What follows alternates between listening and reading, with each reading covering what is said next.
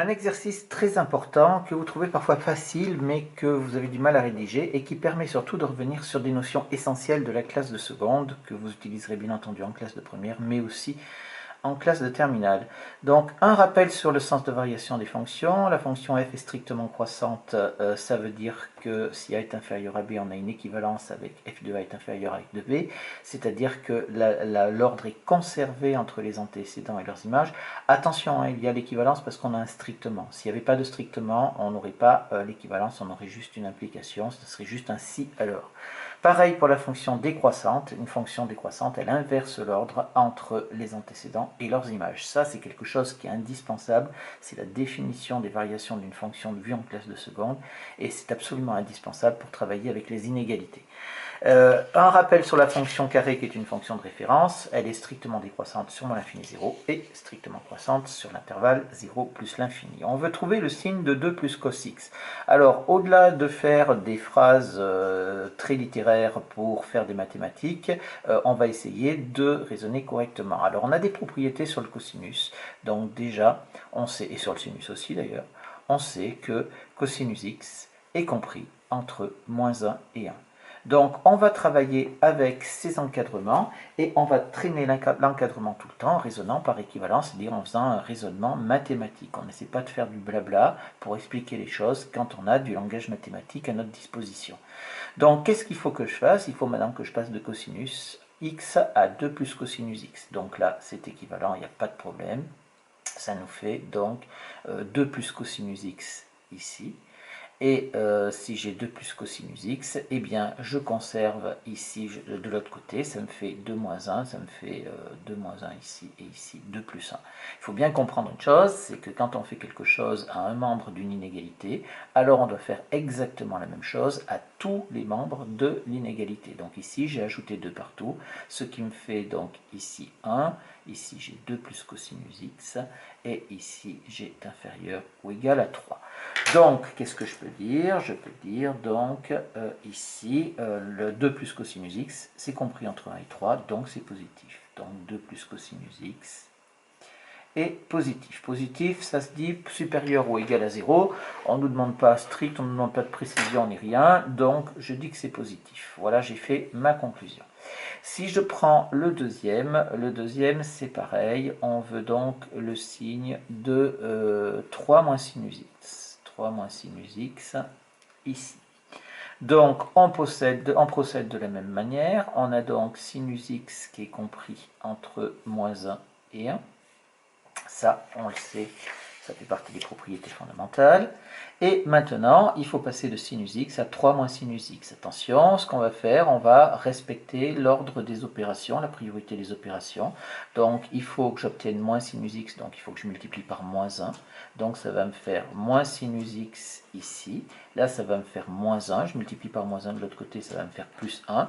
Comme j'ai multiplié par un nombre négatif, il ne faut pas oublier de changer le sens de l'inégalité. D'accord, on a toujours une équivalence ici, il n'y a pas de problème. Et il faut que j'ajoute maintenant 3, c'est équivalent à dire donc 3 moins sinus x ici. Alors on conserve ça comme ça, on rajoute 3, ça nous fait 4 de ce côté, et ici ça nous fait 2. Et je vais donc pouvoir conclure, donc ici 3 moins sinus x. Alors 3 moins sinus x, c'est compris entre 2 et 4, donc c'est positif également. Du temps que j'y suis, je vais faire la quatrième parce que la quatrième elle est facile et je détaillerai la troisième plus tard. Sinus x est compris toujours entre moins 1 et 1. Cette fois-ci, on veut le signe de moins 2 plus sinus x, c'est très facile, c'est la même chose que le premier. Donc moins 2 plus sinus x est compris cette fois-ci entre moins 3 ici et moins 1. J'ai rajouté moins 2 de chaque côté. Et donc ici, j'ai terminé.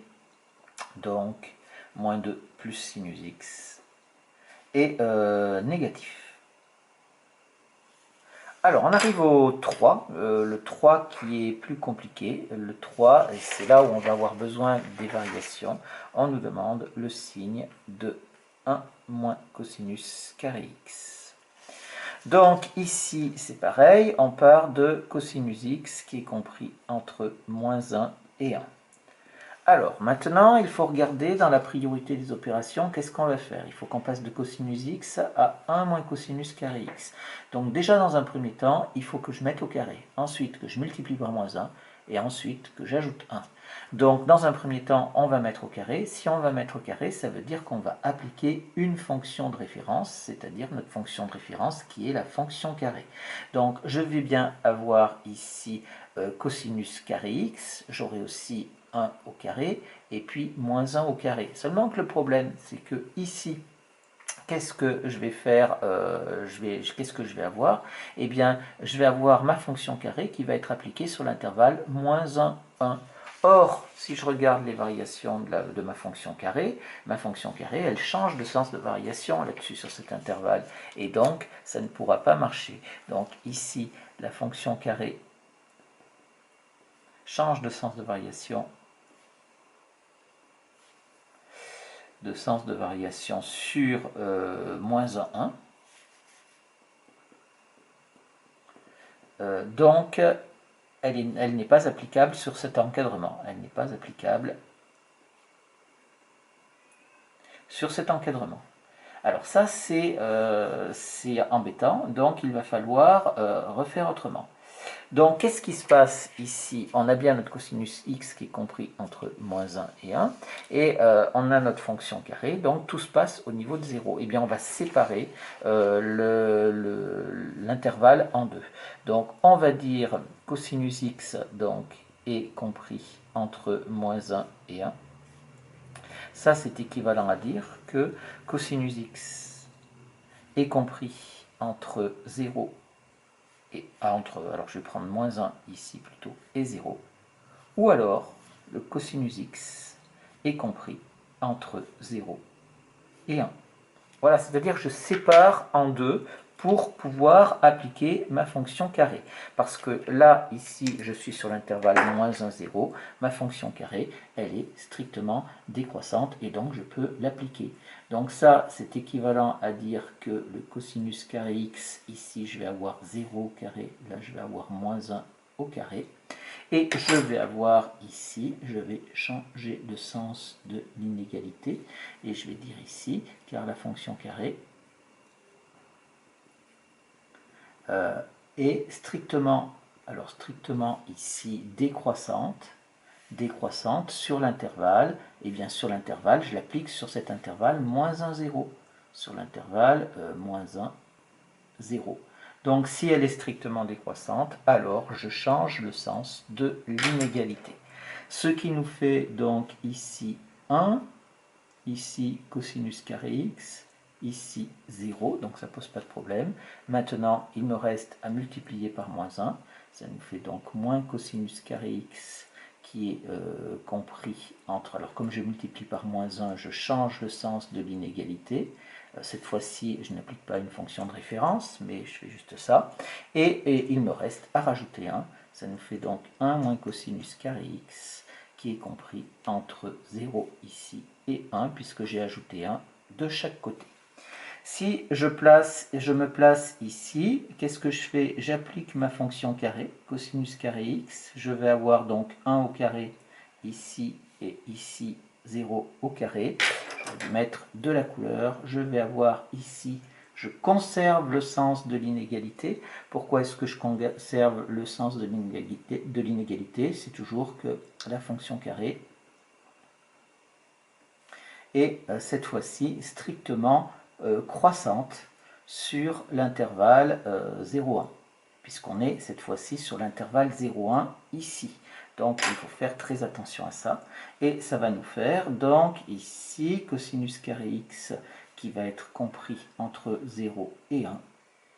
Et je vais multiplier par moins 1, ça nous fait moins cos carré x qui va être compris entre 0 et moins 1, toujours parce que, alors j'ai des équivalents partout là, parce que j'ai multiplié par un nombre négatif, et c'est équivalent à dire que 1 moins cos carré x, 1 moins cosinus carré x va être compris entre 1 ici et 0. Donc dans les deux cas, que je sois parti de mon cosinus x qui était compris entre moins 1 ou 0, ou compris entre 0 et 1, j'arrive à la même chose. J'ai 1 moins cos carré x qui est compris entre 0 et 1. Donc conclusion, je vais avoir 1 moins cosinus carré x qui est positif. D'accord, donc j'ai séparé en fait dans mon départ là, parce que je ne pouvais pas utiliser la fonction carré là-dessus, donc je l'ai séparé en 2 intervalles. On fait très très souvent ça en mathématiques, quand on ne peut pas travailler sur un grand intervalle, eh bien on sépare en plusieurs petits sur lesquels on pourra le faire.